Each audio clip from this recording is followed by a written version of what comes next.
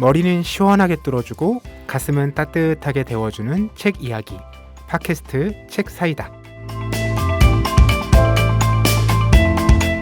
안녕하세요. 책사이다입니다. 책사이다는 참여연대 회원들이 만드는 책 이야기 팟캐스트입니다. 저는 진행을 맡은 박알라딘이고요. 오늘도 황주부님과 김느낌님 나와주셨습니다. 안녕하세요. 네, 안녕하세요. 안녕하세요. 반갑습니다. 네, 지난번에 5월 가정의 네. 달 얘기했는데 벌써 또 5월 하순이네요. 네. 큰일이에요. 왜요? 올해가 또 벌써 또 분기 얘기 나올까 봐 무섭네. 그리고 저번에 까먹고 얘기를 못했는데 석가탄신일이 마지막 휴일입니다. 올해 그러겠죠. 달력을 보면 추석 연휴를 제외하면 평일 휴일이 이제 하루도 안 남았어요. 현충일, 제헌절, 광복절, 다 주말인가요? 네, 크리스마스까지. 이럴 수가 있나요? 이거 저 빨리 법 개정해야 된다고 봐요.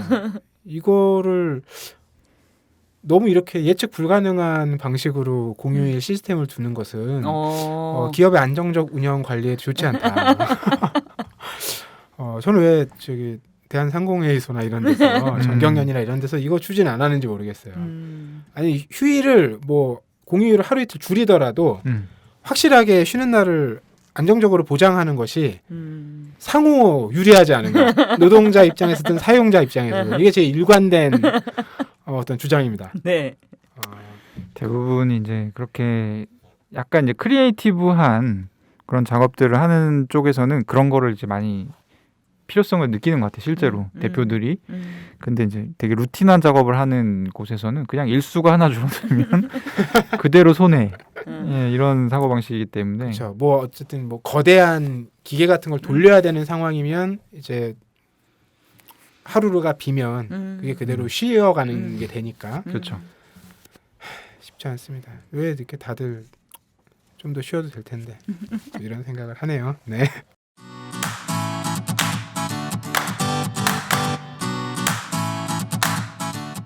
참여연대가 제작하는 책 이야기 팟캐스트 책사이다와 국내 유일의 아시아 전문 팟캐스트 아시아팟 매주 목요일에 번갈아 찾아갑니다.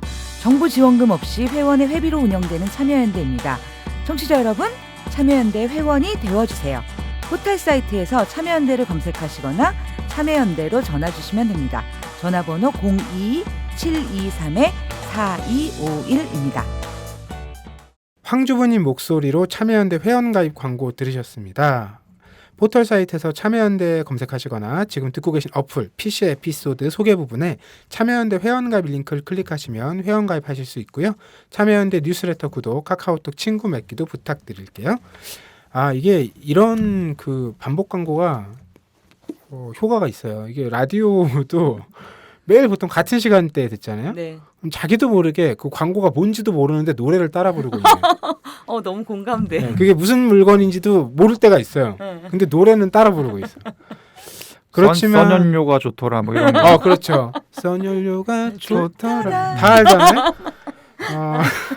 너무 재밌다. 네, 여러분들 참여연대 황주부님 목소리 광고도 그러니까 이게 좀 CM송을 하나 만들어가지고 우리가 좀 각인 효과를 더 줘야 되지 않나. 서울 디지털 대학교에 다니고 내 인생이 달라졌다. 그렇죠. 두 개 대학이 양분하고 있잖아요. 그렇죠. 서울 디지털 대학과 대구 사이버 대학 이 두 군데가 기대해 보겠습니다. 네. 네. 화이팅. 요청하세요 여기 광고주 쪽에.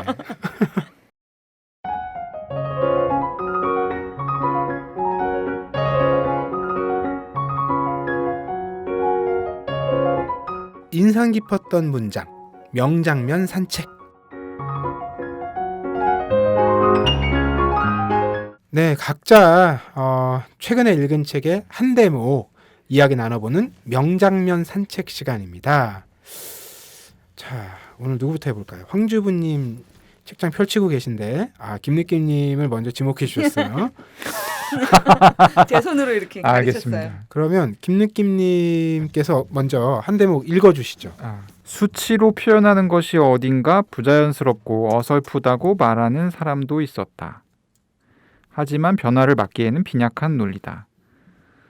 또 누군가는 정서적으로 거부감이 든다고 했다. 언어는 자신만의 시정이 있는데 이 시정은 시할 때 시정입니다. 또박또박 수치적 비율로 말하면 너무 볼품이 없어진다는 의견이었다. 막권업자처럼 품위가 없어진다는 항변도 있었다. 켄트는 굽히지 않았다. 다음 문장이 제가 좋아하는 문장인데 빌어먹을 시인보다야 막권업자가 되는 편이 낫다. 이 대꾸는 전설이 되었다. 이게 이제 제가 소개할 문장입니다. 이게 일단 내용을 들어보면 한국의 그간 보편 정서와는 이제 거리가 좀 있고 최근에 보편 정서와 이제 거리가 있어요? 최근의 기업 정서와는 일단 맞아떨어지는 아. 뭐 이런 얘기. 왜 뭐 그 시정이라고 얘기한 것이 네. 뭐 이거 막 숫자로 얘기하면 우리 의미 중심 사회였잖아요. 그렇죠, 그렇죠. 예. 그런 맥락에서 좀 와닿는 얘기인데 근데 뭐 최근에는 워낙 빅데이터니 수치니 통계니 이런 걸로 얘기를 하다 보니까 오히려 좀 바뀐 분위기도 있을 거란 생각이 들고요. 네. 어떤 책인가요? 이 책은 필립 E. 테틀록 댄 가드너가 지은 슈퍼 예측이라는 책입니다. 슈퍼 예측. 네, 슈퍼 예측. 예측을 슈퍼 잘한다 뭐 약간 이런 의미겠죠. 네. 그래서 네. 이건 뭐 어떤 내용이에요? 제가 좀 전에 말씀드린 무슨 빅데이터 뭐 이런 것과 연관이 있는 얘기인가요? 그런 건 아니고 이 미국의 어떤 기관에서 네. 이제 우리가 누구나 미래 예측을 하고 싶어 하잖아요. 네. 그리고 이제 이런 예측을 돈이 많은 사람일수록 더 이제 하고 싶어 합니다. 그렇죠. 그래서 이제 더 키우고 싶고 그렇죠. 유지하고 싶으니까. 그래서 세상에서 가장 예측을 하고 싶어 하는 나라는 아마도 미국이겠죠. 미국에서 했었던 어떤 프로젝트에 대한 내용이에요. 그래서 이제 슈퍼 예측이라는 게 뭐냐면 쉽게 예측하기 어려운 질문에 대해서 예측을 시킵니다. 지원자들을 받아서. 그리고 그 예측이 실제로 맞았는지로 점수를 매겨요. 그러면 이제 슈퍼 예측가가 나와요. 굉장히 고득점을 기록한 사람들. 네.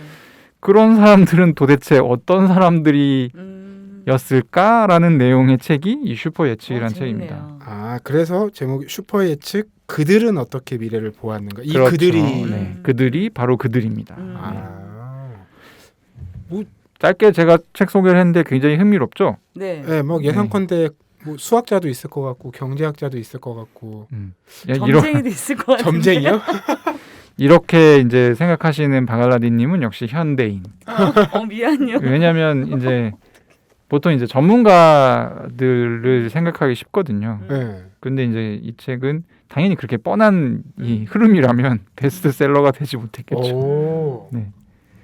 점쟁이 쪽에 가까운 거 아니에요? 직관이 발달한 사람 좀 이렇게 근데 순화시켰어. 이 책은 제가 이제 이 방송을 꾸준히 들어주셨던 분은 아시겠지만 제가 정말 재밌는 책은 책 내용을 얘기를 안 해줍니다. 왜냐면 그래서 우리가 계속 묻고 있잖아요. 이거 읽어보시라 이거지. 왜냐면 이거 내가 얘기해주면 재미가 없잖아. 근데 이제 어쨌든 책을 갖고 나왔으니까 대략의 얘기를 드리면 전문가 집단 아니고요. 그리고 공통점이 있습니다. 이 슈퍼 예측, 그러니까 굉장히 고득점을 기록한 사람들이 굉장히 다양해요. 직종도 다양하고 점쟁이가 있었는지는 모르겠습니다. 책에는 안 나오는데. 네. 근데 그들이 공유하는 특징이 있었어요. 뭘까요? 한 가지만. 일단 굉장히 전문가보다는 평범한 사람들이 오히려 많았고, 그리고 이 사람들이 어떤 그 개방적인 사람, 정보에 있어서 굉장히 개방적인 태도를 가진 사람들이 많았어요. 그리고 자기 자신을 의심할 줄 아는, 그러니까 말하자면 이제 자기 객관화가 되는 그런 사람들이 이제 많았죠. 그래서 이제 책 보면 이 슈퍼 예측가가 되기 위한 뭐 10계명 뭐 이런 것도 나오고, 이 책이 이제 경제 경영 파트에 있는 책이기 때문에 그런 경제 경영 파트에 있지만 사람들이 엄청 좋아하고 재밌는 내용의 책의 모든 이 공식을 따르고 있는 그런 책입니다. 근데 저는 일단 사례가 풍부한 책을 좋아하기 때문에 이 책은 굉장히 마음에 들었고 꼭 한번 다들 읽어보시길 권하고, 또 재밌는 대목이 하나 있어서 이거는 꼭 소개를 하고 싶은데, 슈퍼 예측가가 만약에 우리 야구 선수도 잘하는 시즌이 있고 이게 추락하는 또 시즌이 네. 있잖아요. 이게 이제 슈퍼 예측가들을 이제 모셔놓고 상위권자들을 따로 이제 구분을 하죠. 그러면 이 사람들이 계속 10년, 20년 계속 잘 맞췄느냐? 아니에요. 그러면 오래가는 슈퍼 예측가는 어떤 특징이 있는가? 이런 또 재밌는 내용이 있었습니다. 네. 그래서 이제 봤더니 보통의 슈퍼 예측가들은 그러니까 이게 관리라고 하면 관리인데 슈퍼 예측가들을 모아놓고 서로 인터랙션을 시키니까 관계를 맺게 하면 서로 자극을 맺게 하면 이 슈퍼 예측의 이 능력이 유지됩니다. 더 향상된 상태로. 근데 이들을 그냥 보통 사람들 그냥 방치하면 또 틀리게 되는 때가 있는 거예요. 왜냐하면 이 시험 자체가 예측하는 것 자체가 막 이렇게 월급을 주고 막 사람들 모아가지고 한 게 아니고 1년에 뭐 아마존 상품권 $250 주고 그리고 그냥 퀴즈 풀듯이 시킨 거거든요. 네. 약간 그래서 근데 그런 똑같은 보상을 받았음에도 비슷한 능력에 있는 사람들을 모아가지고 이렇게 해주면 유지가 되더라. 저는 이제 궁금한 게 딱 하나 남았는데 저런 슈퍼 예측가들을 뭐 기업이나 기관이나 이런 데서 활용을 하는 상황인 건가요? 그러니까 이제 이거는 말하자면 미국 정부의 실험이고 정부 차원의 실험이었고요. 왜냐하면 뭐 너무 많잖아요. 미국 역사에 예측이 실패했던 사례들이 뭐가 있죠? 뭐 풀네임이 생각 안 나는데 굉장히 유명한 걸로 알려졌던 그 미국 장관이 베트남 전쟁 관련해서 오판을 했던 사례도 있고 맥마과라인가? 하여튼 그런 이름이었는데 하여튼 뭐 그런 사례들이 굉장히 많다 보니까 그리고 이제 미국은 뭐 CIA나 뭐 이런 정보 기관들을 또 운용을 하잖아요. 다 정보 수집 활동을 하고 그걸로 결국 하는 일이 무슨 일이 벌어질 것인가를 예측하는 일들인데 과연 이 막대한 돈을 들이면서 그런 짓을 어떻게 하면 더 잘할 수 있을까 고민하는 프로젝트의 일환이었던 거죠. 일이. 그래서 이제 했던 거고 뭐 어디선가는 또 이게 실용적으로 활용이 되고 있을 수도 있겠죠. 왠지 이렇게 마이너리티 리포트 같은 게 생각나고 이러네요. 흥미로운 책인 것 같습니다. 일단 저희 둘의 궁금증을 사로잡는 데는 성공하신 것 같아요. 필립 E. 테틀록과 댄 가드너가 쓴 슈퍼 예측 그들은 어떻게 미래를 보았는가 오늘 명장면 산책으로 김립기님께서 골라와 주셨고요. 이어서 황주부님 책 만나볼까요? 네. 한 대목 읽어주세요. 편지 글이라 부분을 따서 읽을게요. 내 인생에서 가장 비극적인 이 시간에 과거의 일들이 주마등처럼 아주 빠르게 눈앞을 스쳐가고 있어. 피에리나, 그런데 말이야. 과거의 모든 일들 가운데 내 인생을 통틀어 진심으로 행복했었다고 손꼽을 만한 이틀이 있어. 그중 하루는 1940년 6월 30일 내가 당신과 사랑에 빠진 날이고 나머지 하루는 1941년 여름 모데나 군사 아카데미로부터 입학 허가를 받았던 날이야. 이제 나는 피에리나 당신을 회상하는 데 좀 더 집중하고 싶어. 안녕 피에리나. 당신에게 행복한 일들만 가득하길 바라. 부디 살아도 사는 게 아닌 그런 삶을 살지 말고 새로운 사랑을 다시 찾았으면 해. 안녕 피에레나. 안녕히. 이 대목만 들어서는 네.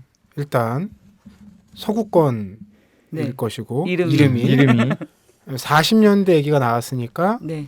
뭐 이런 그리고 뭔가 지금 마지막 인사 같은 네. 느낌이 드는 걸 보니까 뭐 40년대 마지막 인사를 연결해 보면 아마 세계대전의 네. 어떤 상황 네.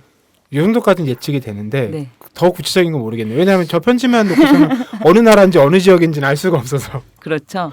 일단 제가 책 제목을 말씀을 드리면 레지스탕스 사형수들의 마지막 편지라는 책이고요. 부제는 2차 세계대전 당시 인간성과 용기를 최후까지 지켜낸 201인의 이야기. 라는 그 주제가. 많은 사람들의 편지가 담겨 네. 있는 거예요? 그래서 쪽수가 사실은 되게 많아요. 이 책의 쪽수가 지금 한 540쪽 정도 되고요. 이 안에 201명이 한 사람이 한 통의 짧은 편지 혹은 편지라고 보기 힘든 메모로 남아있는 경우도 있고 한 사람이 예를 들어서 한 사람에게 여러 번 보낸 편지들도 있는데 공통점은 바로 이거예요. 이 여기에 레지스탕스 사용수들은 사실은 뭐 전 세계 레지스탕스, 뭐 프랑스, 뭐 어디 이런 다 모든 곳을 포괄하는 것은 아니고 이탈리아의 레지스탕스들이 남긴 마지막 편지를 모은 책이고요. 이거는 이탈리아에서는 정말 많이 읽히는 책이라고 하더라고요. 그래서 이제 개정판이 나온 것을 한국에서 번역한 책입니다. 그런데 그 많은 네. 편지들 중에 음. 그 대목을 고르신 이유는 뭐예요?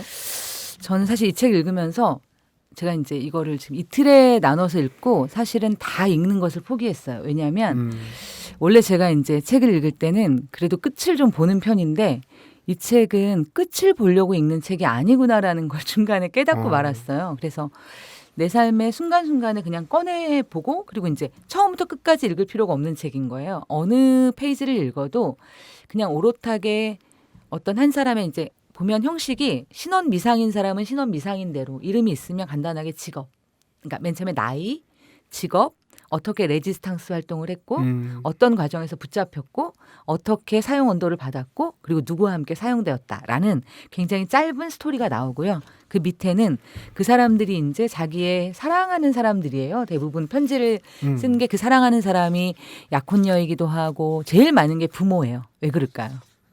뭐 친구가 없어서 아니 사실은 어려서예요. 너무 젊을 때 너무 젊을 때 죽은 분들이 많아서 그러니까 18, 20, 21 요때 분들이 되게 많고 그래서 예를 들어서 아이를 낳고 가족을 꾸린 사람들은 사랑하는 아내에게 아이들에게 쓴 편지도 있지만 되게 압도적인 분량이 부모님에게 쓴 거예요. 그리고 이제 저는 이 글들을 읽으면서 되게 뭐랄까 아주 보면 상황은 거의 똑같아요.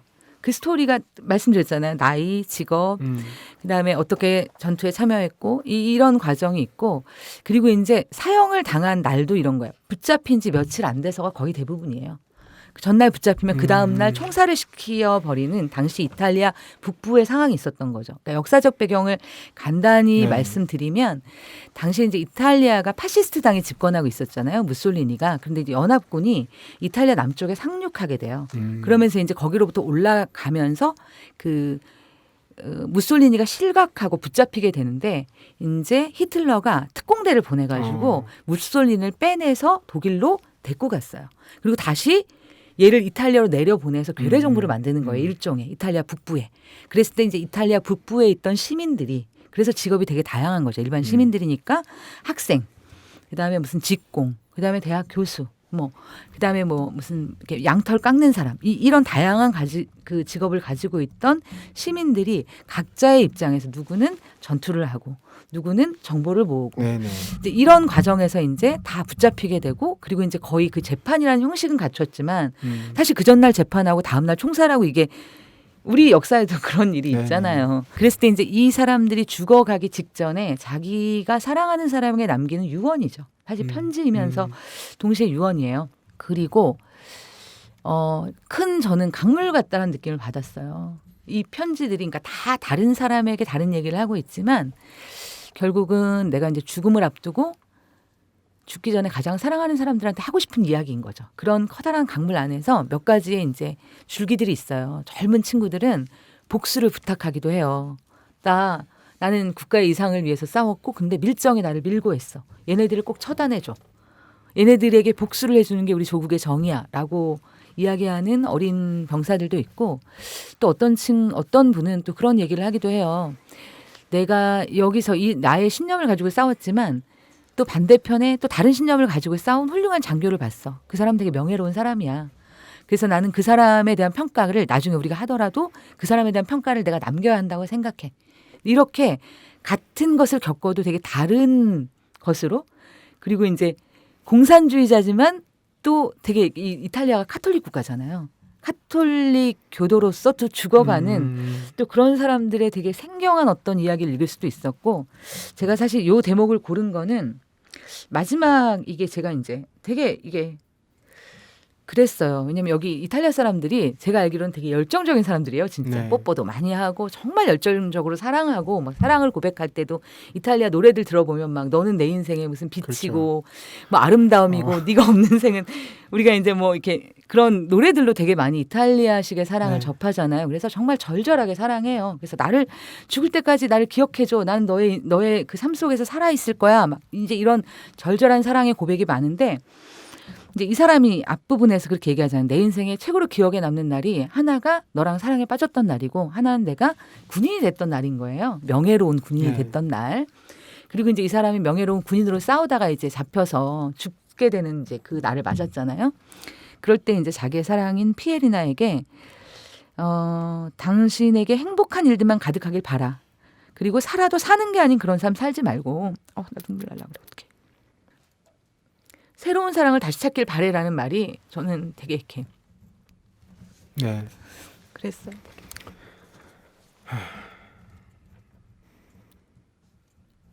황주부님께서 가져오신 책 레지스탕스 사형수술의 마지막 편지인데요. 편지가 주는 뭐랄까 이 편지들은 대다수는 전달도 안 됐을 그렇죠. 거잖아요. 그래서 전해진 편지도 있지만 거기에 이제 부기가 붙어 있는 게 이거는 그가 갇혀 있던 감방의 낡은 벽 뒤에서 발견되었다. 그리고 어떤 거는 이거를 발견하면 누구에게 전해주세요. 사형장에 가는 길가에 떨어져 있다 발견된 편지도 있고. 그러니까 아니 오늘 재판에서 내일 사형 당하는데 그 정도 상황인데 그 사람 편지를 전달해줬을 리가 없다는 생각이 들어가지고 이거 저 수신자는 그 사람이 목숨을 잃었다라는 상황 말고는 정말 뭐 전달받은 내용도 없을 상황이라는 걸 짐작하니까 참 당시에 이 마음들이 어땠을지. 네. 황주부님께서 지금 눈물을 글썽이시는데 네, 미루어 짐작이 됩니다. 네. 넘어가겠습니다.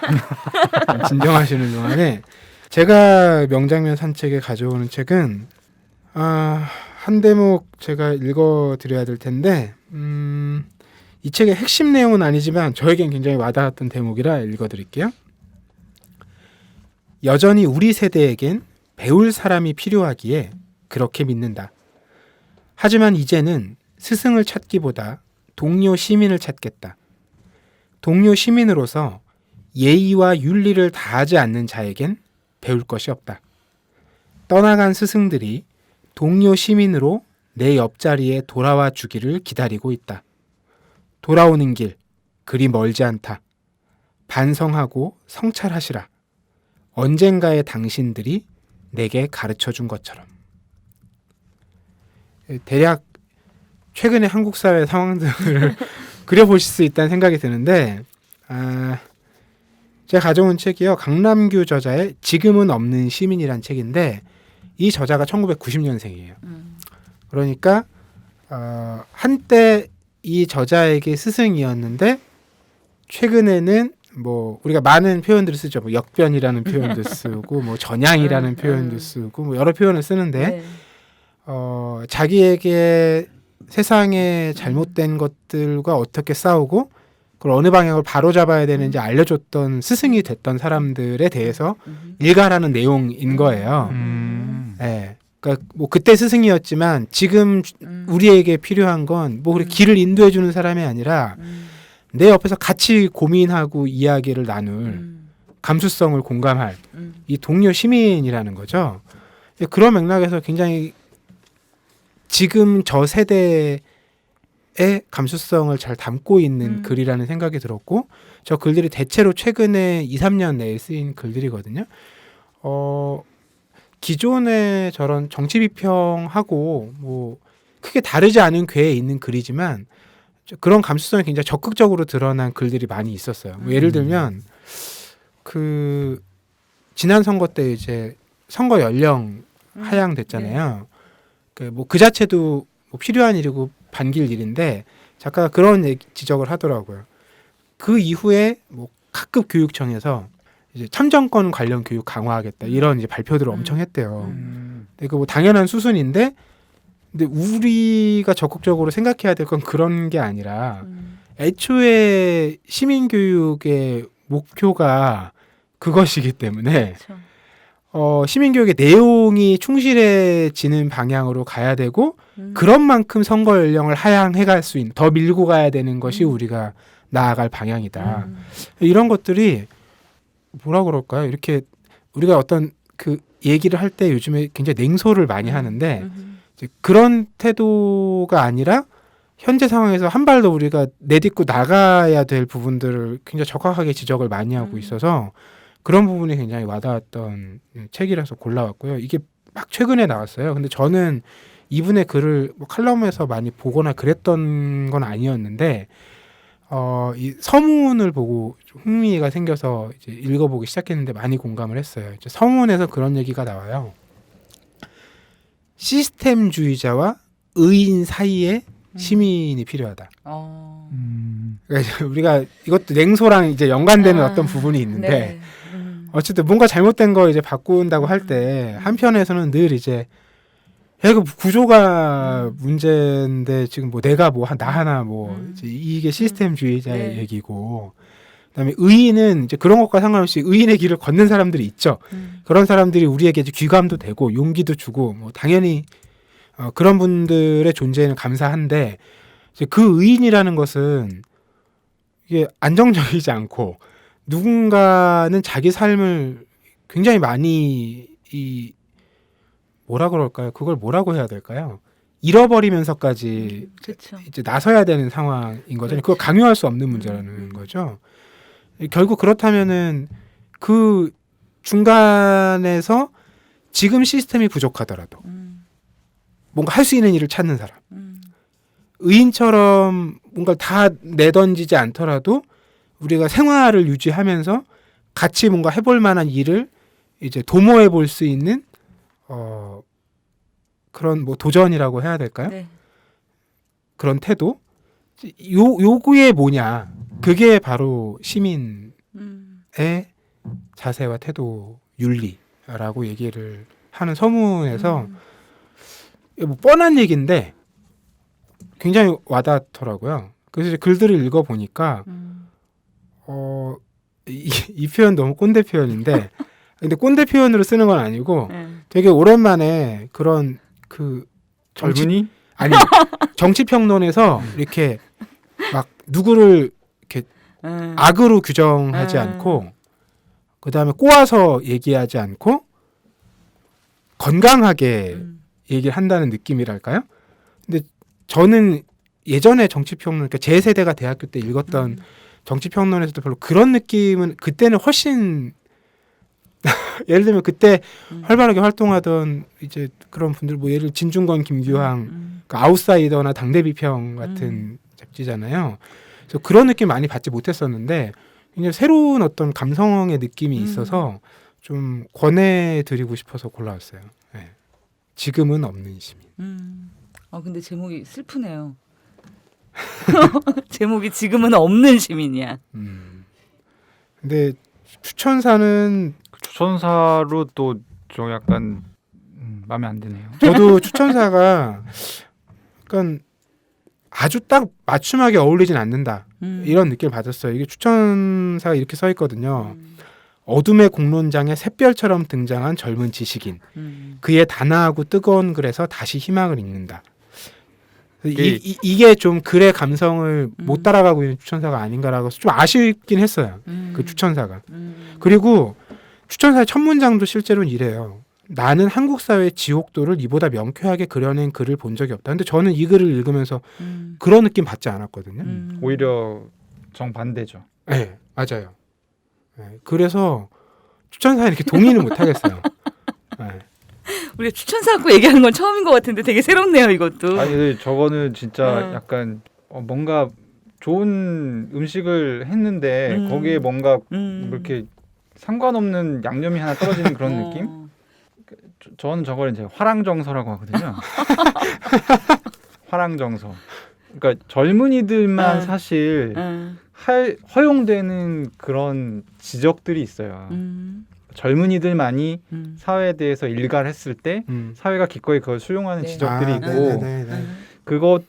이 책도 이제 그 연장선상에 있는 책인데 그러니까 한국 사회가 화랑을 어떻게 소비하는가를 보면 아이고 우리 꽃다운 젊은이가 우리 사회를 위해서 이렇게 목숨을 바치고 너무 기특하고 갸륵하네라는 느낌이 추천사에 압축적으로 들어가 있어서 굉장히 뭔가 독자로서 별로라는 생각이 들었습니다. 네. 아, 그 부분들을 다 공감해 주시니 우리가 같이 책사이다 하는 이유가 있다 이런 생각이 듭니다. 저는 책을 사실은 예, 앞에만 조금 읽었는데 끝까지 보지는 않았는데 그냥 바갈라딘님이 생각하셨을 그 감정이 이거를 이게 바갈라딘님의 입을 더럽히고 싶잖아요. 제가 얘기했습니다. 그래서 처음에는 순서 그렇게 생각을 안 했는데 네. 다 읽고 나서 보니까 NG라는 생각이 너무 많이 들어가지고 어쨌거나 이 강남규 저자의 앞으로의 글도 기대가 되고 그 이미 칼럼 활동을 꾸준히 해오셨는데 제가 너무 그 글들을 최근에 그런 글들 눈여겨보지 않았구나라는 이제 반성도 돼서 네. 그 지금 여러 가지 매체에서 글로 활동하고 있는 또 젊은 세대 분들의 글도 열심히 더 찾아봐야 되겠다 이런 생각도 들었습니다. 놀때홍대 참여연대 우리가 할 수 있는 것들 지금 뭐하네 놀때홍대 참여연대 아직도 회원가입하지 않고 뭐하네 놀때홍대 참여연대 우리가 할 수 있는 것들 지금 뭐하네 놀때홍대 참여연대 아직도 회원가입하지 않고 뭐하네 바로 너 바로 너 바로 너 바로 너 당신이 우리의 든든한 배후 0% 우리가 받는 정부 지원 0% 시위꾼 아냐 시민의 파수꾼 유엔이 인정하는 시민단체 파트너 행동하는 시민과 함께하는 권력 감시기구 참여연대 놀땐 홍대 참여연대 우리가 할 수 있는 것들 지금 뭐하네 놀땐 홍대 참여연대 아직도 회원가입하지 않고 뭐하네 놀땐 홍대 참여연대 우리가 할 수 있는 것들 지금 뭐하네 놀땐 홍대 참여연대 아직도 회원가입하지 않고 뭐하네. 네, 저희 오늘 명장면 산책에서는 김느낌님 슈퍼 예측 그들은 어떻게 미래를 보았는가, 그리고 황주부님 레지스탕스 사형수들의 마지막 편지, 그리고 저는 지금은 없는 시민, 이렇게 세 권의 책을 골라왔습니다. 저희 오늘 책사이다는 이쯤에서 마무리하고요. 또 6월달에 흥미로운 주제로 여러분들 다시 찾아뵙겠습니다. 고맙습니다. 네, 감사합니다. 감사합니다.